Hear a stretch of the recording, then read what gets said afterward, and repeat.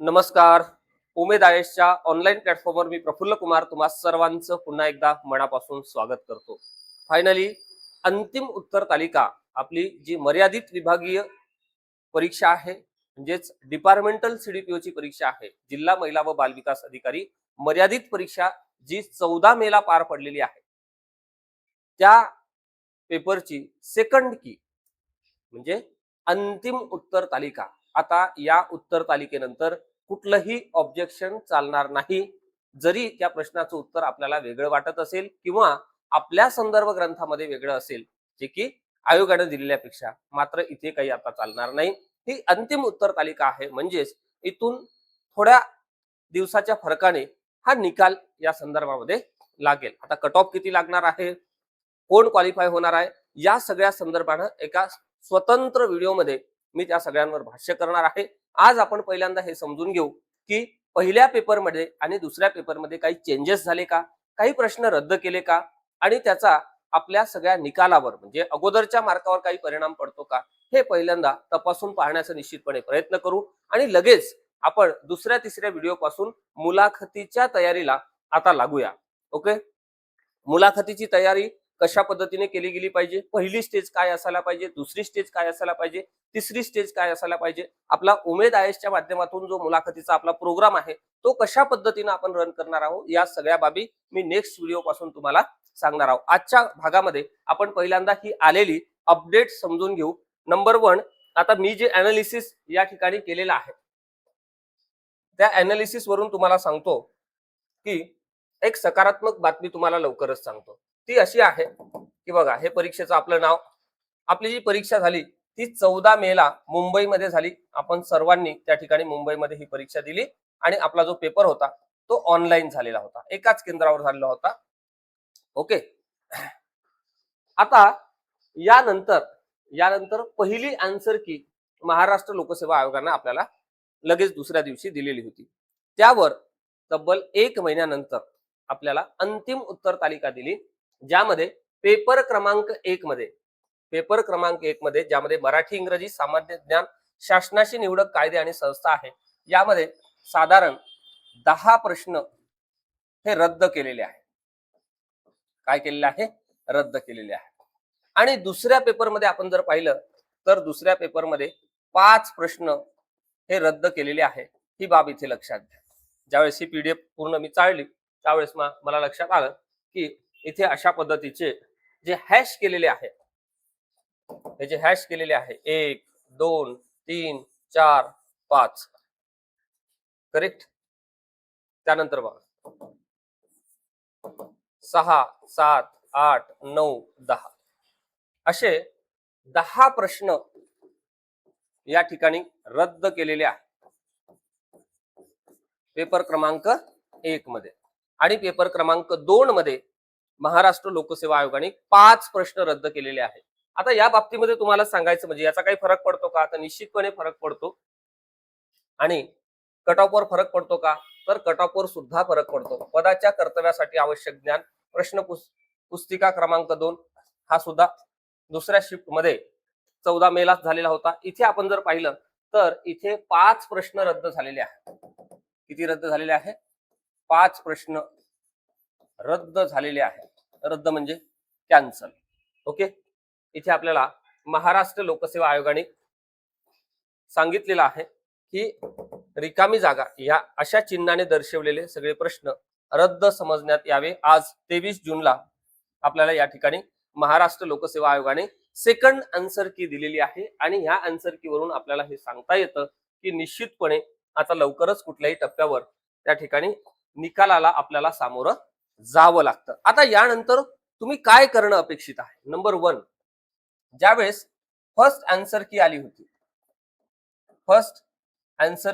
आली होती, यानुसार तुमचा जो स्कोर आहे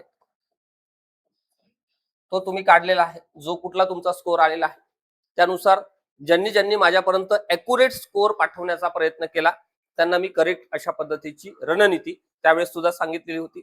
आता तुम्हाला काय करायचं आहे, ही जी सेकंड आन्सर की आहे, मी याला काय सेकंड म्हणतच नाही, मी काय म्हणतो फायनल आन्सर की म्हणतो. आता ही जी फायनल आन्सर की आली इथे जो तुमचा स्कोर होता, काही जणांचे जे रद्द झालेले प्रश्न त्यावेळेस बरोबर होते, काही जणांचे चुकीचे होते, त्याचा निश्चितपणे फरक हा इथे पडणार आहे. कुठे? या स्कोरवर पडणार आहे. म्हणून हा स्कोर तुमचा कसा असेल, अंतिम असेल, ही बाब इथे लक्षात घ्या. आता हे विसरून जातो मी. आता ही ज्या पहिला आन्सर की नुसार काढलेला जो स्कोर आहे तो विसरून जा आणि हा अंतिम स्कोर मला आपल्या ह्या नंबरवर पाठवा. इथे जे 2 नंबर आहेत 70 38 37 99 90 किंवा 76 20 76 37 21 यापैकी कुठेही व्हॉट्सअपवर मेसेज करून तुमची प्रोफाईल सुद्धा पाठवा आणि प्रोफाईल यासाठी की लगेच आपण मुलाखतीला सेशनला सुरुवात करू. तुम्हाला त्या प्रोफाईल बेसवर कशा पद्धतीचे प्रश्न येऊ शकतात, तुम्ही काय करणं अपेक्षित आहे याचे एक क्वेश्चन आन्सरीज मी तुम्हाला बनवून निश्चितपणे पाठवतो आणि त्या दिशेने आपण जाऊ आणि त्या स्कोरला आधार घेऊन आपण मुलाखतीच्या तयारीच्या बाबतीमध्ये निश्चितपणे लागू. म्हणून आता हा स्कोर तुम्ही विसरा. ह्या सेकंड ज्याला आपण फायनल आन्सर की म्हणतो यानुसार तुम्ही स्कोर काढा आणि मला तो पाठवा. इथे सांगितलेले जे 2 नंबर आहे यापैकी कुठेही पाठवा. 70 38 37 99 90 किंवा 76 20 76 37 21 यापैकी कुठेही पाठवा आणि आपण लगेच मुलाखतीच्या तयारीकडे जाऊ. आता मुलाखतीची तयारी कोणी करायला पाहिजे? मी म्हणेल ज्यांनी ज्यांनी परीक्षा दिली त्या सर्वांनी मुलाखतीची तयारी करायला पाहिजे. कोणी केली पाहिजे? सर्वांनी केली पाहिजे. याला नोट करून घ्या एकदा. मी जे काही आतापर्यंत नोव्हेंबर महिन्यापासून तुम्हाला सीडीपीओच्या संदर्भामध्ये सांगत आलो, सगळा करेक्ट आपला अप्रोच आहे, तुलनात्मक. ओके. आणि ऑनलाईनच्या जमान्यामध्ये सगळं आपल्याला कम्पेअर करता येत आणि तुम्ही सगळेजण सुज्ञ आहात. शासनामध्ये 10-10 15-15 वर्ष झाली सर्व्हिस झालेली आहे, त्यामुळे तुम्हाला काही वेगळं मी सांगण्याची आवश्यकता नाही. तर तयारी कोणी केली पाहिजे? तर ज्यांनी ज्यांनी परीक्षा दिली त्या सर्व मंडळींनी मुलाखतीची तयारी करणं अपेक्षित आहे. कोणाचा निकाल येईल, कोणाचा निकाल येणार नाही हे आत्ताच आपल्याला सांगता येत नाही आणि त्या अंदाजित कट ऑफच्या संदर्भामध्ये आणि मुलाखतीच्या संदर्भामध्ये एक वेगळं सेशन मी त्या ठिकाणी आयोजित करतो आणि त्या सेशनमध्ये तुम्हाला मुलाखतीची रणनीती कशा पद्धतीने आपण आखली पाहिजे हे सुद्धा मी निश्चितपणे तुम्हाला सांगणार आहे. आजच्या व्हिडिओमध्ये आपण एवढीच चर्चा करू आहे.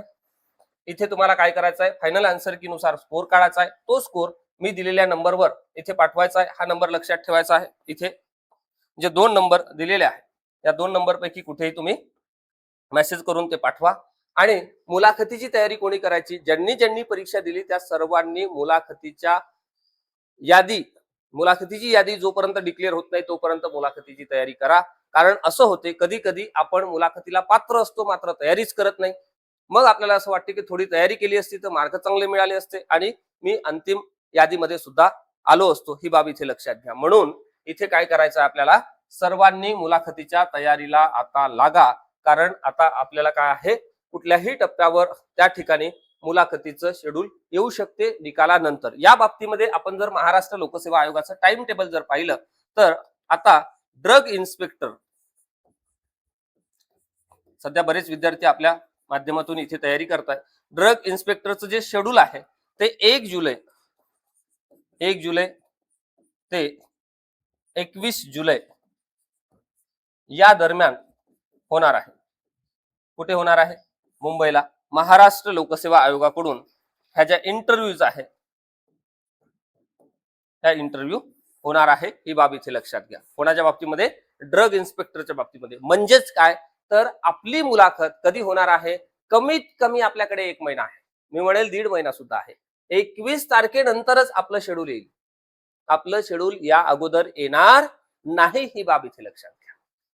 का? कारण आयोगाकडे वेळच नाही. आलं लक्षात? हे शेड्यूल झाल्यानंतर आपलं म्हणजे मी म्हणेल की ऑगस्टमध्ये आपल्याला मुलाखतीला समोर जायचं आहे असं ठरवून आजपासून आपण आपल्या मुलाखतीची दिशा ठरवू आणि त्या अँगलनं अभ्यासाला लागू. तुम्हा सर्वांना खूप साऱ्या शुभेच्छा. All the best. खूप खूप धन्यवाद. शुभरात्री.